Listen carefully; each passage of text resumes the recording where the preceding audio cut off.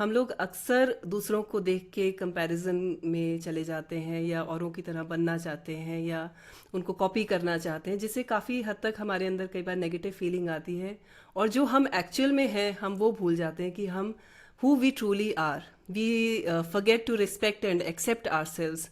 So it is just celebrating your individuality, who you are and what you are. तो उसी के मद्देनज़र ये एक नज़्म है।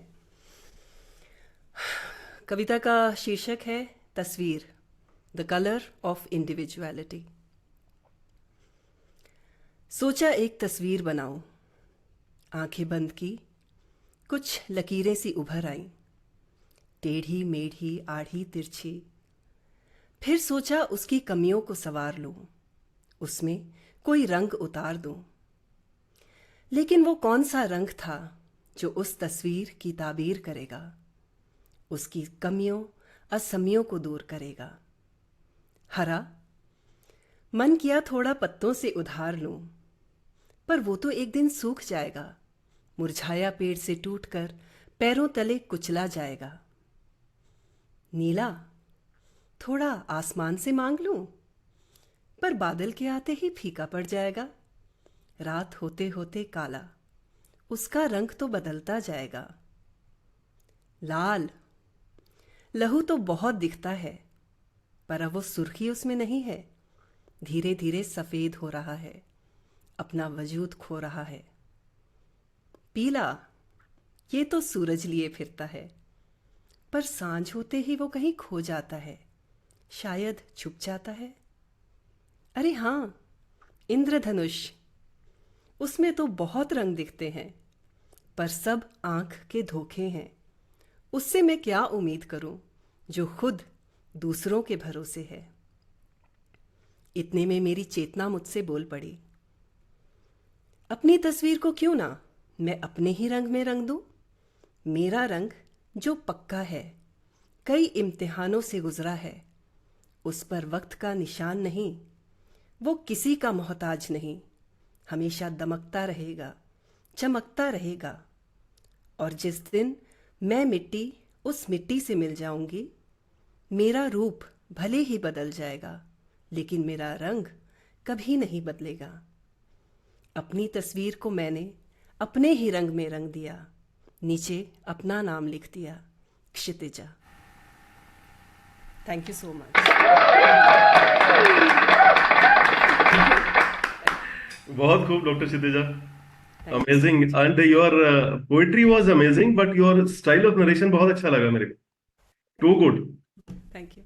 मतलब have you been reciting on any platform like मैं कहीं? अपने वीडियोस बना के करती हूँ, but I have a worked with All India Radio and I am also casual announcer. अरे आकाशवाणी वाह, में प्रसार भारती से मैं एक क्वालिफाइड रेडियो अनाउंसर भी हूँ। अरे वाह, तभी आपका प्रेजेंटेशन बड़ा जबरदस्त लगा। Thank you so amazing. Much. Thank you. Charu? Ma'am, मेरे जैसे लोगों को तो बहुत जरूरत थी ये चीज सुनने की। It was really amazing, like so clear the way you have defined. I loved वो इंद्रधनुष वाला जो आपने डिफाइन किया कि अरे उसमें तो सारे कलर है, बट वो भी तो किसी पे डिपेंडेंट है, तो वो मुझे क्यों लेना है। I loved it. Thank you so much. Thanks a lot. Neelu ji? Wonderful story Kshitija ji. आपने इंडिविजुअलिटी को जो असर्ट किया कि लाइक मैं विजुअलाइज कर रही थी कि एक टीचर क्लास में सभी बच्चों को एक ही स्टोरी सुनाते हैं और एक ही तरीके की नॉलेज देते हैं, बट हर बच्चा अपनी इंडिविजुअलिटी से उसको एक अलग रूप में ग्रैब करता है और आगे लेके जाता है। तो इंडिविजुअलिटी होना बहुत जरूरी है और अपना कलर डालना ही आपको स्टैंड आउट करेगा in public. So very well said, thank you. Rakesh ji? Means a lot. Thank you.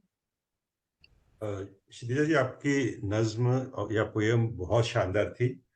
और मुझे याद आ गया कि मैं कुछ टाइम पहले इंडिया हैबिटेट सेंटर में अनुपम खेर साहब, जो कि फेमस हाँ जी, हाँ जी, हाँ जी। स्टार है फिल्म जी जी इंडस्ट्री जी। के, जी वो आए हुए थे इंडिया हैबिटेट सेंटर में। अपनी खुद की एक किताब लिखी थी उसका विमोचन करने के लिए, और जी। उस किताब का टाइटल था the best thing about me is me. हाँ जी, हाँ और जी। जैसा कि हम सब जानते हैं, उनके सिर पे बाल थोड़े से कम हैं, तो वो जब स्टेज पे खड़े हुए बोलने के लिए, तो बोले मैं शर्मिंदा नहीं हूं कि मैं गंजा हूं, मुझे बिल्कुल शर्म नहीं है, और मैं कोई छिपाने की कोशिश भी नहीं कर रहा हूं।